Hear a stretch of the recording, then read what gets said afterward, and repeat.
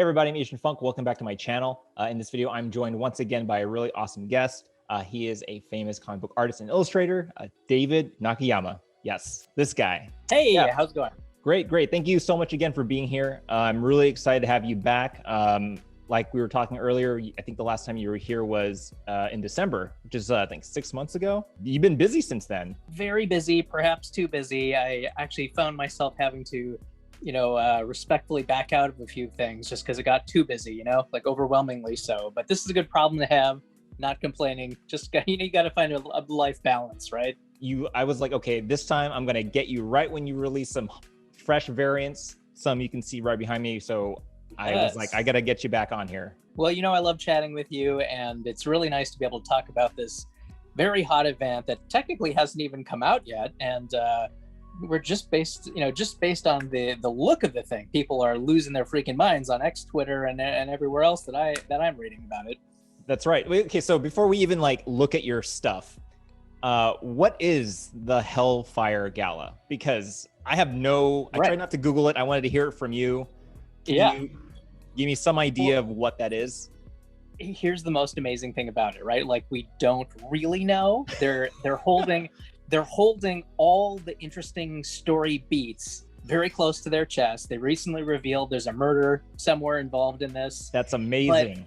But all we have to go on right now is that the X-Men have an event once or twice a year, and I think in a genius move, the writers and the editors behind X-Men cooked up Hellfire Gala, which is a grand high fashion party. And is a great excuse for the X-Men to, get these amazing costumes. Yes. Be able to invite important people, not only from the Marvel universe, but I understand real celebrities from the real world. I did not know that. Did you know about this? No. Anyway, that's it. That's all we know. We have beautiful visuals that they've released. They put out the source book, but I think that's it. That's all we know. That is crazy. I was very curious, first off, how much you knew. And so that's the thing, right? I wanted to know, how did they pitch this to you, right? Did they say, we've got this big event and we want you to create 6 covers? Can you talk a little bit about the direction you were given and just how much information? Where did this come from? Yeah. The origin's really interesting. I think it's the most interesting thing to talk about. So, some of the covers I do are direct from Marvel. Some are variants, I guess what I mean is when you work directly with Marvel, an editor contacts you, it may be the main cover of the book, it may be a variant cover, but there's also a category of covers that are done officially through Marvel that are intended for a special retailer. You've heard of these retailer variants. Yes. And I work with exactly the same editors. It's official Marvel product. It's printed by, published by Marvel, but is only sold by a particular retailer. So in this case, I'm working with my longtime buddies, Unknown Comics. We've done 29, I guess, of these covers at this point. And for this series of 6, all I was given to work with is, hey, we want to do, all 12 Hellfire Gala covers. How many can you do? And I'm like, I love everything about this. I want to do as many as I can, but realistically, I felt like I could only do 6. So that's how 6 came about. Interesting. Then thematically, where does that come from? Sometimes the editor will say, hey, we have some specific ideas. Other times they will leave it up to you. In this case, they left it up to me. And so I'm thinking in my head, okay, let's see, high fashion party, X-women. I've already seen the Descending the Staircase thing from Pepe Larraz. I've already seen the Walking the Catwalk thing from Russell Dowderman. Yep. And in fact, I've done a Walking the Catwalk cover before. So I'm like, what else can I do? And so the Vogue magazine inspiration popped in my head. I thought, well, no one's doing that. Yeah. It fits the theme of high fashion, in a way that we haven't seen before. And so I pitched them on it. I said, how about high fashion? And I think there was some skepticism in the beginning because, it's not like the first time we've ever seen a magazine themed cover. Sure. But I felt like I had a new spin on it. And my spin was that it would be an in-universe thing where, it would be called Hellfire Magazine. That's the right. editor-in-chief would be Emma Frost herself acting like you imagine Anna Wintour would in on Vogue, and it would have Krakoan blurbs, like the X-Men's own language would be on the cover blurbs. And so, and in fact, if you look at them in each case, they each have one blurb each in Krakoan that you can actually translate and find out a secret message, as it were, on each one. So anyway, that was the way that I distinguished my magazine covers from other magazine covers you might have seen in the past. So that's where it came from.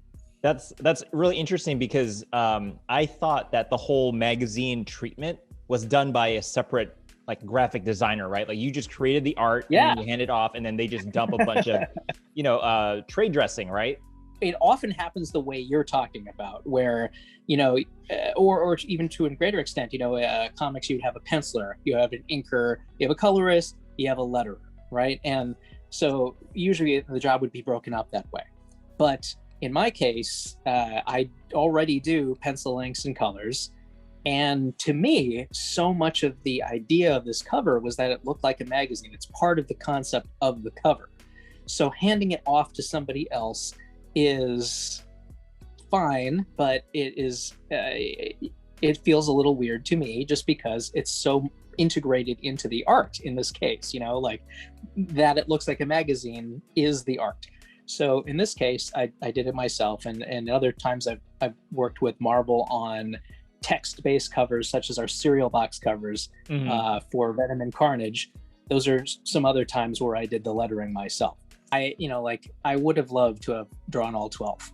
They were all very exciting to me. This whole event is very exciting to me. I just knew that it would be hard to do any more than 6. And to be honest, I absolutely killed myself to get the 6 done on time. A lot of times it was like right up until the deadline. I used every spare minute I had for a solid few weeks to get these done, and it was a relief when they were done and actually matched the quality I was hoping for. It was tough. I believe it. And on your YouTube channel, you posted some time lapse process videos of some of these covers, and I couldn't believe. Some of the videos were like 44 minutes long, but I was watching the actual clock on your computer, right? And it goes from it's like 4 p.m. to 1 a.m. and it jumps to 3 p.m. And I was like, oh my gosh, this guy was working like 7 hours. Absolutely. Straight. And so, and I think that's something that a lot of people don't notice. Like they look at the video like, oh, this guy did it in like 44 minutes, right? I'm sure some people are like, he can whip this out really fast, but you're saying that this, you were breaking your back on some of these just to get them done. Yeah, and the video doesn't even record the whole process. Like there's also, I mentioned in the little explainer that part of the process is hand drawn, and that's not covered by the video at all. If it's sometimes the video will show some sketching in the computer, and then the next thing you see is there's like kind of finished hand-drawn artwork. Oh, where'd that come from?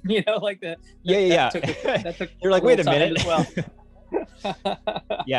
Right. Yeah, you're only what people are seeing are just only what you're showing them. It's not necessarily from your concepts to when it's actually like even the ones I'm showing right now don't have the titles or the logos or the text. It's just the character illustration.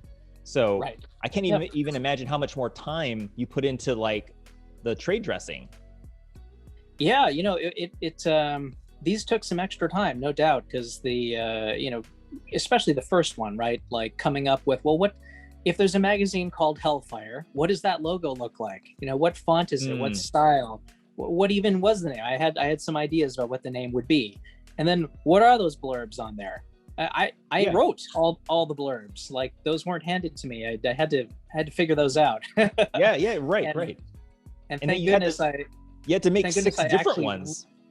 That's right. And each one has like 3 or 4 blurbs each. Thank goodness I read X-Men on the regular, and I know who these characters are and what their stories are. So I knew what the blurbs basically would be about. Like if you're doing a magazine spread on Rogue, you better mention Gambit on there. For sure. Yeah, absolutely. Right? or if about Captain Britain, her just coming back from, she was gone for many years. Like, if you don't acknowledge that on the cover, then what are we even doing? Gosh, I think the hardest ones were Magic's outfit has a very interesting, it has several different aspects to it. One is that she's got these energy construct semi-transparent horns, so that was a thing, like figuring out how to make that look both like it's made of energy and then also like semi-transparent. Right. But then also that the her gown is fascinating. It is simultaneously like see-through in places. You can see her back leg. You're right. Yeah. But then also the part that, like the under part of it has this flat gradient. It's meant to be like a graphic shape that just goes from, from a darker orange to a lighter yellow. Right. And making that work in 3D, making it look like an actual flowing fabric, but that is also transparent in places, but that is also flat in other places. Yeah. I had to go back and forth on that a little bit to get my head around. Some of the other ones are a little more straightforward, like the storm that you see next to it. Like, I know how to draw a skin tight bodysuit at this point. So that wasn't too difficult. I did my usual thing. But what I loved about that one is the way Douterman draws Storm's hair is almost as if it's a weather effect unto itself. Yes. And then combine that with the storm cloud cape and drapery. It screams Storm, right? This weather goddess. It's so perfect. A lot of great material challenges on this one. You have, her hair, the metal, the leather bodysuit, the cloud effects, the lightning effects. These are all like different drawing challenges, and I think the more of those you stack into one cover, the more interesting it is. Which one of these three did you work on first? Emma was the first one. And I guess it was simultaneously because I believe the Marauders book comes out first in the sequence. That makes sense. I believe the event takes place over 12 issues, one per title, and that Marauders 21 is possibly chapter 1 of the whole thing. It also really worked out from the sort of invented in-universe canon that I had in my head about Emma Frost creating this magazine and being the editor-in-chief of it. So on her cover, I was able to say, hey, inaugural special issue featuring, the deets from editor-in-chief Emma Frost. It just made sense for that to be the first one. We wanted poses that felt like magazine models and not superheroes, right? Like that's what's fun and different about these. So if you look back on it, there are a lot of seated poses, which is very different and unusual, for superhero comics. I did not notice that. Yeah. That doesn't happen very often, and I think that's what's really special about this event is you're allowed to do this kind of thing that you've maybe never seen on a comic book cover before. And I was thinking all along the way, step by step, what can I do to make sure that these feel good as a set? And what I was thinking about in particular is, I don't want to have the logo be the same color ever. So you'll notice they're all different colors, and I didn't want to ever repeat the same style of lettering on any of them because I thought that would look cheap. Do you know what I mean? Like, yeah, right. You don't want it to be a copy and paste job. Absolutely. Like, if you look at Vogue, one thing that happens on the covers is it seems like they have a completely different approach every single cover. It's a different font style, different colors. The words appear in a different place on the cover. So I was trying to make sure that each one of these felt that way, where it was like a totally different design each time. And then, we talked a little earlier about compositionally, like to what extent should the characters be zoomed in or zoomed out. I wanted to make sure there was a good spread of those. I never wanted any of the poses to feel like they were too similar to the others. At one point, I think I changed like the angle of a couple of heads so that it wouldn't be a repeat. There's a little piece of Krakoan on each cover, and I thought, this is really easy. I'm just going to get the Krakoan font, which editor Emily Newcomen was able to get me pretty early on, and I thought it was just a one-for-one swap kind of cipher. Yeah. No, it is not. It has it has three characters that have special usages. So I think it's whenever you do the CH sound, there's a special character for that. You can't just type in the character for C and the character for H. That's a mistake. And likewise, it happens for ST and I think NT as well.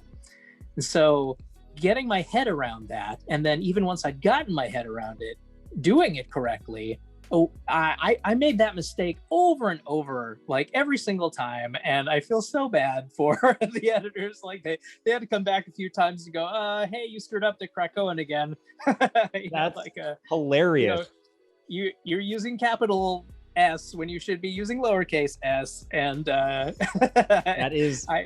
that is amazing. First off, I didn't know that there was a font. Yeah, they have put so much extra effort into making that a thing, and it's worth it because it makes the universe richer, and I guess that's what I'm trying to say. The universe is richer for it. So thank you guys for the extra effort. Yeah. I mean, I'm sure there are people who are probably reading that and being like, "There's a typo here. This is a Krakoan typo." And you don't want to be the one who missed that one in that issue, which is hilarious because like no one would think that like it actually is saying anything. I used to look at it and be like, okay, that's just gibberish. That's just a bunch of icons to look like it's translated, but it actually is a direct translation. So that's absolutely. Someone wrote something real, and if you wanted to, you can go translate every piece of it and get a little hidden Easter egg. That's amazing. Only 3 times I think on social media did I see anyone actually take that time to figure it out. But I gave them all Marvel No prizes. That's all right, David. Thank you so much for being here. It was super fun to have you back. I would love to have you back a third time at some point.